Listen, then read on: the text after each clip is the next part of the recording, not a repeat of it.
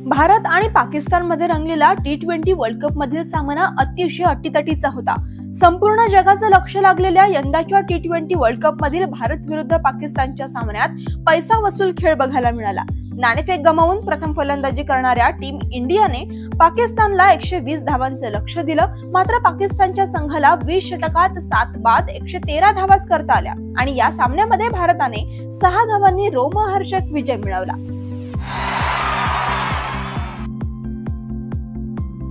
5 set पर्यंत रंगलेल्या अत्यंत अटीतटीच्या अंतिम सामन्यात स्पेनच्या कार्लोस अल्काराजने जर्मनीच्या अलेक्झांडर झ्वेरेव याचे कडवे आव्हान परतावले। यासह अल्काराजने पहिल्यांदाच French open tennis grand slam जेतेपद पटकावले। दुसरीकडे अमेरिकेच्या कोको गॉफने झेक प्रजासत्ताकचा कॅटरिना सिनियाकोव्हा हिच्या साथीमध्ये पहिले दुहेरीचे ग्रँड स्लॅम विजेतेपद पटकावले। T20 विश्वचषक 2024 मधील 19व्या सामन्यात भारतीय संघाने पाकिस्तानचा 6 धावांनी रोमहर्षक पराभव केला।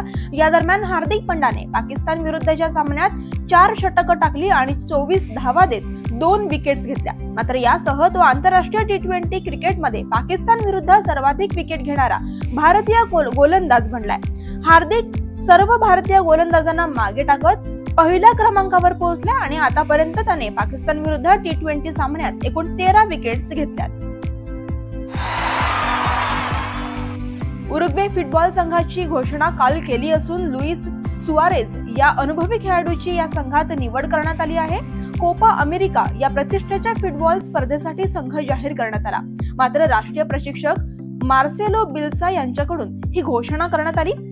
उरुग्वे संघाचा क गटात समावेश असून या गटात त्यांना अमेरिका, पनामा आणि बोलिव्हिया या देशांचा सामना करावा लागणार आहे।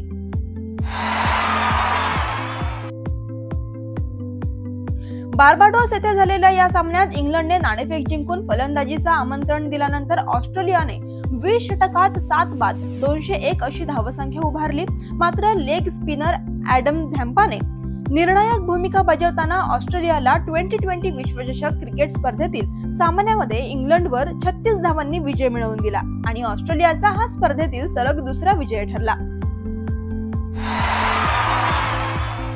आशियाई अजिंक्यपद स्पर्धेमध्ये ब्रॉन्झ पदक पटकावणारी संजीवनी जाधव हिने पोर्टलँडमधील ॲथलेटिक्स स्पर्धेतील महिलांच्या 10,000 मीटर शर्यतीत पहिल्या क्रमांकावर झेप घेताना चांगली कामगिरी केली। महाराष्ट्राच्या या कन्येने 32 मिनिट 22 सेकंद अशी वेळ देत ही शर्यत जिंकण्याचा पराक्रम करून दाखवला आणि ही तिची वैयक्तिक सर्वोत्तम कामगिरी ठरली।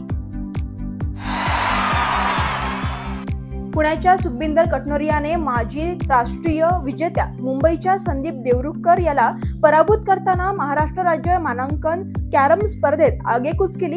श्री दत्तराज चॅरिटेबल ट्रस्टच्या वतीने हॉटेल मंगलम येथे ही स्पर्धा सुरू आहे।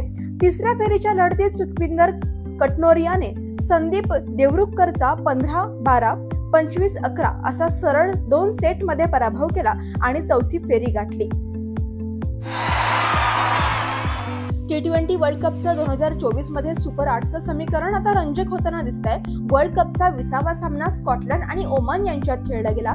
या सामन्यात स्कॉटलंडने शानदार विजयाची नोंद केली। ओमानने नाणेफेक जिंकून प्रथम फलंदाजी करण्याचा निर्णय घेतला आणि 20 षटकात 7 गडी गमावून 150 धावा केल्या। पाठलाग करताना स्कॉटलंडने केवळ 13.1 षटकात ही धावसंख्या गाठली। स्कॉटलंडकडून ब्रॅडन मॅकमिलनने 61 धावांची खेळी केली। या पराभवानंतर ओमानही स्पर्धेतून बाहेर पडला आणि स्कॉटलंडच्या या विजयानंतर इंग्लंडचा संघ पण जवळपास बाहेर गेला।